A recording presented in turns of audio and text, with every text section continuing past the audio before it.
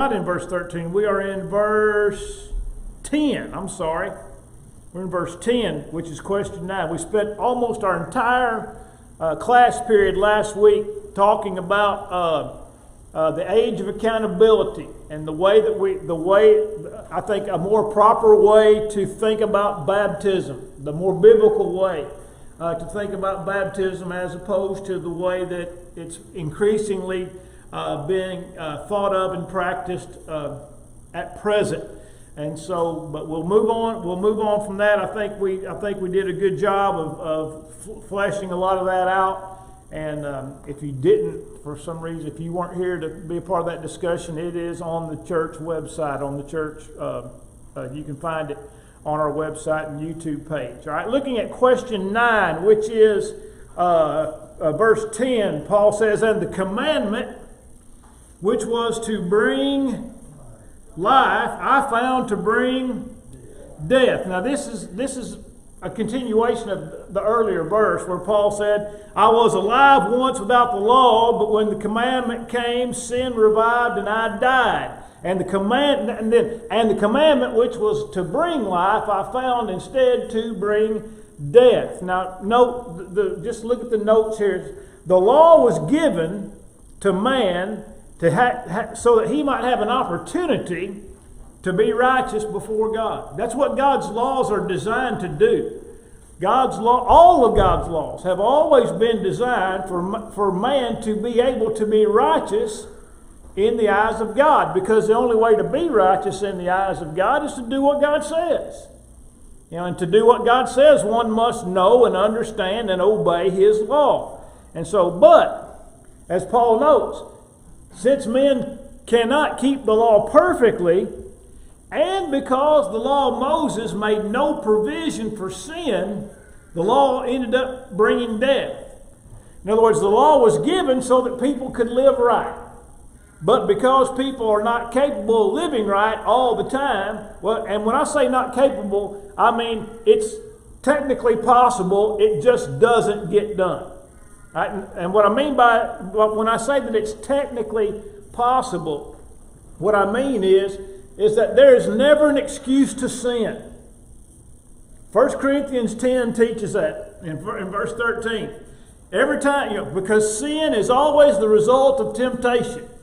And 1 Corinthians 10:13 says, whenever there's a temptation to sin, there's always a what? A way out. Always a way of escape.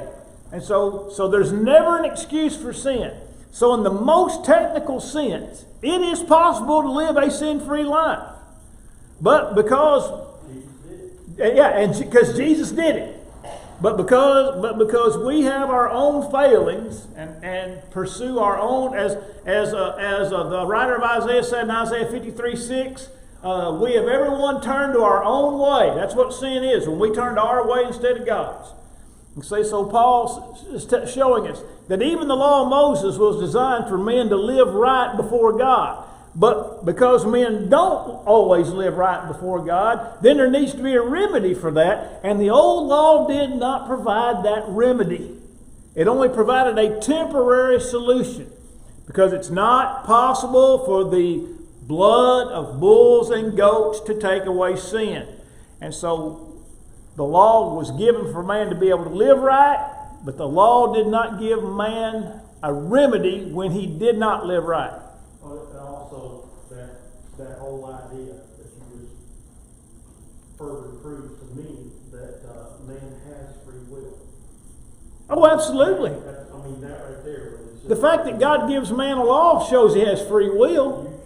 You don't give anybody a law if they don't have free will. Because they can't choose to obey it or not obey it. Yeah, I've thought about this a lot lately, and I don't know why this thought just keeps rolling through my head. But the Calvinist position is that God directs every single thing that ever happened, and will ever happen. And that's the perverted view. That's the perverted Calvinist view of the sovereignty of God. That God predetermined every single thing to happen, good and evil. And in my mind, I just keep thinking, a God who has to have His way because he controls everything, is not a God I want to serve. He's not God at all. Isn't that right? Well, it takes away love. That God can't be loved. We need love if He makes us. If He makes us do it, we can't. That's right. We can't even obey Him.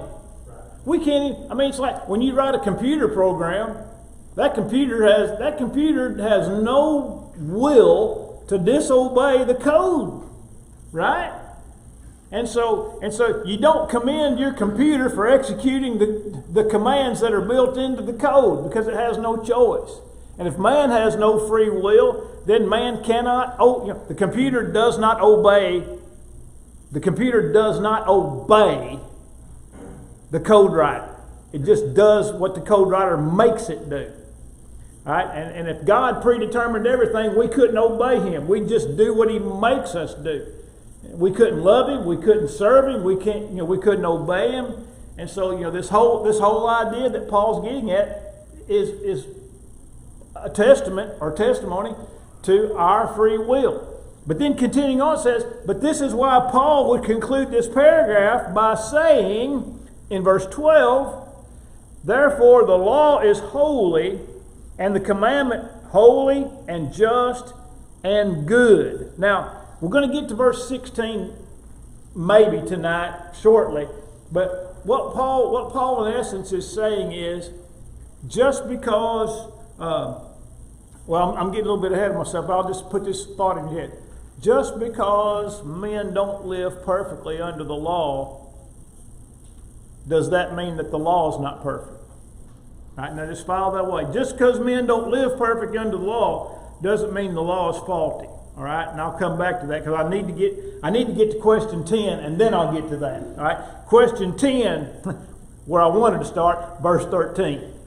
Paul says, has then what is good become death to me? Certainly not, but sin, that it might appear sin, was producing death in me through what is good, so that sin through the commandment might become exceedingly sinful. Now sounds like such a convoluted way of talking. All right, but no, to summarize it, here's what Paul's saying. Just because sin uses the law to produce death is not a reflection on the law, but rather on the insidious and despicable nature of sin. In other words, because men sin doesn't mean the law is faulty. All right, and we're going to get to verse 16 where Paul talks a little bit more about that, but I had just some things I wanted to think about very quickly before we go to the next page. It says, this is handwritten, this is not on your handout, but it says, even though they will, people should not judge Christianity solely by its practitioners. Christianity is not a failure simply because Christians fail. Isn't that right? Oh, yeah. Christianity is not a failure because human beings fail. Human beings are failures because we fail. But Christianity... You hear it all the time. Someone will throw off on a person. Yeah. Because of their... They claim to be a Christian. Look at them. Look at what they're doing. Yeah, look at them. It's got nothing to do with you. And it got nothing to do with the law they purport to follow either. I guess a week or so ago, maybe a couple, I saw the great quote from Chesterton. It said that Christianity has not been tried and proven to be a failure. It said Christianity has shown itself to be difficult and therefore has not been tried. And there's a lot of truth in that. A lot of people claim that they don't follow Christianity because Christianity is a failure based on the actions of people who claim to be Christians. So they don't, or they realize that there's something to Christianity, but then they realize that it's not a cakewalk, and so therefore I'm not gonna try it. All right, now I thought about two. See two? I held up three fingers. It's because it's Romans 3:3. In Romans 3:3, Paul makes a very similar statement to this when he says, "For what if some did not believe? Does their unbelief make the faithfulness of God without effect? In other words, just because we fail, does that mean that God's not faithful? Does that mean that God, that God's not good, that God's not perfect in every facet, of His nature? Just because we fail is not a reflection on God, it's a reflection on us. And in the same way, Paul says just because Christians fail, it's not a reflection, or just because Jews failed is not a reflection of the law of Moses. And the same goes for us today. Just because we fail, it doesn't mean that Christianity or the gospel is a failure. Now I had one more passage in 2 Timothy chapter 2 and in verse number 13 where it says, "If we are faithless, He remains faithful, for He cannot deny Himself." In other words, no matter what we do, God's still faithful. He's always faithful, no matter what we do. And so I think that kind of summarizes this long sentence that Paul is giving us here in verses 13 and following. Now, let's go to the next page, to page 4. Continuing this thought, it says, there is a wide divergence. Now, this begins a section where Paul starts using the term I a lot. And we talked about this at the outset. Who does Paul mean when he says I? And the most obvious natural reading is Paul's talking about himself. But even though Paul is talking about himself, it doesn't mean that he's not also speaking for the rest of us. For example, somebody might describe their ascent to the top of Mount Everest. And as they describe that ascent and all the things that happened to them, it would probably mirror or mimic every other person who's ever ascended to the top of Mount Everest. In other words, when a person says, "I did, this," well, guess what? The 10,000 people that came before you, same thing, and the 10,000 that will come after you, same thing. And so I think Paul is talking about himself. And we get to the end of this chapter, I think it's abundantly clear Paul's talking about himself. But in talking about himself, he's also talking about a common struggle and internal war that goes on in the life of every single Christian. Okay? Now, at the top of the page, page 4, there are two points of view as to who is under discussion here. Right? And it's one of two things. It's either Paul is talking about his life as a Jew under the law, or he's talking about the struggle that he has as a Christian attempting to live according to the precepts of the gospel. Now, there's a third view, that is that Paul's talking about an unsaved person. And I don't think that fits the context at all. And I'll explain why as we make our way through the text. I fall on the side of Paul is talking about the struggle that every Christian has to do what's right. All right? That's my view. Now, I have recommended to you Robertson Whiteside's commentary on Romans. And if you have it, you'll know that Whiteside takes the position that Paul's talking about Paul as a Jew and the struggles as a Jew. I don't think that's correct. Right? Doesn't mean you pitch all Whiteside's commentary out, because ultimately we're all going to end up back at the same point in chapter 8 and verse 1. All right, so I just want you to understand that I think Paul is talking about his struggle as a Christian, and I gave you a personal account here on this third paragraph. It says there is no consensus even within the brotherhood on if it's Paul as a Jew or Paul as a struggling Christian. And I made this. I well recall speaking on this text anytime.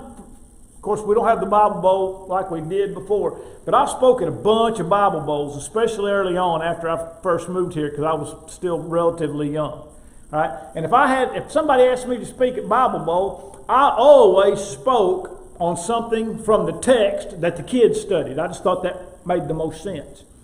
Well, I was speaking at an area congregation at Bible Bowl, and Romans 7 was in the text that the kids studied. So I preached on Romans 7 and verses 13 to 25. And I took the position that Paul is talking about his struggle as a Christian. The preacher at that congregation, who was one of the best friends that I ever had, but he's about 40 years older than me, all right, took me aside, and he didn't rebuke me, but his position was that it was Paul as a Jew. And he said, he said, I think if you'll study that a little closer, you'll see that's the case. Well, I've studied it closer, and I still don't think that's the case. But my point is that this older Christian and I didn't agree on this matter, just like a lot of good brethren haven't agreed on this matter. But it doesn't make a person a false teacher, unfaithful. Our understanding is just different. By the way, I'll go ahead and tell you who it was. Charles Balcom. You know, one of the best friends I ever had in this whole world. And but he was one that, and by the way, he didn't make a big deal out of it. It was after everything was said and done, and it was eating refreshments and whatnot, and he just kind of took me aside and just kind of put that bug in my ear. And that's the way he handled it. And I've always appreciated that, even though, if he was still alive, we still wouldn't agree on that. All right. So, but that was for me a great example, because it happened in this text about this expressed matter. All right. Question 11. Paul says in verse 14, he says, "For we know that the law is spiritual, but I am," and then what? Sold under sin. I'm carnal. Sold under sin. The word carnal means I'm in the flesh. All right, remember that. I'm in the flesh. Sold under sin. For what I'm doing, I do not understand. For what I will to do, that I do not practice. But what I hate, that I do. Now, let me ask you something. Doesn't that sound like a Christian? Look, just reading it, doesn't that sound like a Christian? What's Paul saying? To summarize it, I want to do right. In my mind, I want to do right. But that's not what I find myself doing. No, it's in my mind. And by the way, let me just say this. The rest of this chapter is on that theme right there. Paul talks about the same thing about 3 different ways from right here through the end of the chapter. And that's why I think, especially when we get on to some things, why I think Paul's talking about his life as a Christian, because that describes my life as a Christian. By the way, wouldn't it also describe the life of a faithful Jew? I mean, if it was indeed the case that Paul was writing about himself as a Jew, wouldn't a good Jew in his mind want to do right? And wouldn't a good Jew figure out, as much as I want to do right, there are times that I find that I don't do right?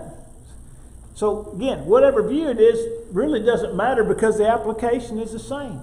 Paul says, I want to do right. But here's the kicker. He says, I'm in this old fleshly body. And this old fleshly body wants me to do things that my mind tells me I shouldn't do, and things that I don't want to do, and yet I still end up doing those things. He said, I'm carnal. I'm in my flesh. I'm sold under sin. In other words, this body is a body of sin. It's a body of sin. That's why we don't carry this body to heaven. We get a new body. And so Paul is talking repeatedly here, from here on through the rest of the chapter, about his internal struggle to live right before God. What I hate, that I do. By the way, this is the very reason why this text cannot talk about an unsaved person. Because an unsaved person doesn't care about doing what's right. The unsaved person doesn't lie awake lamenting the wrongs that he's done, because in his mind he knows God didn't want me to do that. That's why I think this cannot refer to an unsaved person. But it could apply to either a diligent Jew or a diligent Christian. All right? And so, for what I will to do, that I don't practice. But what I hate, that I do. Now, let me just preface this one more time before we move into the notes. This doesn't mean all the time. This is not saying that Paul is in a continual state of sinning in his body against his mind. But it is saying that as long as he's in his body, and as long as he's striving to do what's right in his mind, there's always going to be this internal struggle. Always going to be there. Look, I don't care how long you've been a Christian. In fact, mentally speaking, to me, the more mature a Christian is, the more this kind of thing weighs on their mind. I mean, but again, that's just me. That's just me. On the other hand, somebody might say, well, a new Christian knows that the way that they've lived is not right, and then they struggle to give up the things that they used to do. And I accept that just as valid as the other. But for me personally, the older I get, and hopefully the more that I mature, the more my sins really, really bother me. I mean, they get next to you. They get next to you. And I'll just say this: any Christian who doesn't struggle with this ain't trying. I know that sounds like a harsh thing to say, but any Christian that doesn't struggle internally over their sins, they ain't trying. Because none of us can hold a candle to the Apostle Paul, right? I mean, man, by the time Paul wrote the book of Romans, he'd been a Christian a long time. He'd endured a lot of things for the cause of Christ. And if it bothered him, it bothered him because he was trying. He was trying. All right? And by the way, the harder you strive, the more it helps you as you go forward. In other words, when you struggle internally with your sins, the more it helps you down the road, just like any other struggle helps you. Anything you overcome in other aspects of your life helps you down the road. The more you struggle internally with your sins, the more it's going to help you down the road in dealing with future sins and difficulties. All right, now let's go to the notes. The opening transition statement. For we know. Now this corresponds with verses 7 through 12, wherein Paul affirms that the law is holy, just, and good. And again, I made mention the word carnal here is from the Greek word sarx, and Paul presents himself as being composed in the flesh in contrast to the spiritual nature of God's law. So here we are, second paragraph. Paul's dilemma is this: so long as he remained in his fleshly body, the desires of the flesh would never be completely squelched. You hear that? As long as you live in this body, your desire to sin will never be completely eliminated. And if you think you've gone so far in your Christianity to think that you're not tempted to sin, you're sinning even by thinking that. I'll give you an example. One time, some Christian woman down at West Side, Pensacola, told Michael Shepard one time, she said, Brother Shepard, she says, the devil don't even try to tempt me anymore. And he said, the devil don't worry about a bus, he's already riding. That was right. The minute she thought the devil left her alone, he had her right in the middle of his clutches. As long as we live, we'll always struggle with sin. Our struggles may change, the temptations may change, but there will always be an internal struggle. If we say we don't sin, we're lying. Yeah, if we say we don't sin, we lie and do not practice the truth. And if we say we've not sinned, we make God a liar. That's 1 John, that's 1 John 1, 8 through 10. 1 John 1, 8 through 10. And we've all talked, I don't know if we've all, but for the majority of us that have got out and talked to people, you're going to run across someone that says they don't sin. Oh, I've run across more than one. I know. You're going to find somebody that knows. Because you and I studied with one of them. Yeah. We studied with one of them. Saw her today, as a matter of fact. By the way, I never see her. And I see her regularly. But I never see her. But what I don't think about that very thing. She's the one that said she don't sin. But she's not the only one I've ever run across. But no, second line. The desires of the flesh will never be completely squelched. It is in this sense that Paul describes himself as sold under sin. In other words, he's sold under sin because as long as he lives, he's in this body, and this body is going to desire to sin. So we would do well to know, because sometimes we get off in our thinking. Bondage, that's right. We're bound by this body and the desires of the body. And we're going to war against them. But we should note that the desires of the flesh are not merely inordinate sexual desires. Because sometimes we think about fleshly desires in the sense of sexual desires. But Paul is talking about any desire that arises from being in human form. Any desire that arises from being in human form. He's not just talking about sexual desires, all right? Any desire that is in contradiction and opposition to what God demands of us, all right? So such would be any and everything listed in chapter 1 that's noted to be of a reprobate mind. By way of reprobate mind means a mind that is void of good judgment. That's what a reprobate mind is. It doesn't have God in it, so it doesn't make good decisions. And so what's this list include? Unrighteousness, envy, murder, perhaps manifesting itself as hatred, because John said any man that hates his brother is a murderer, 1 John 3:15. All right? Strife, whisperers, backbiters, proud, boastful, disobedient to parents, undiscerning, unloving, unmerciful. These are all desires of the flesh. The desire to be unmerciful is a desire of the flesh.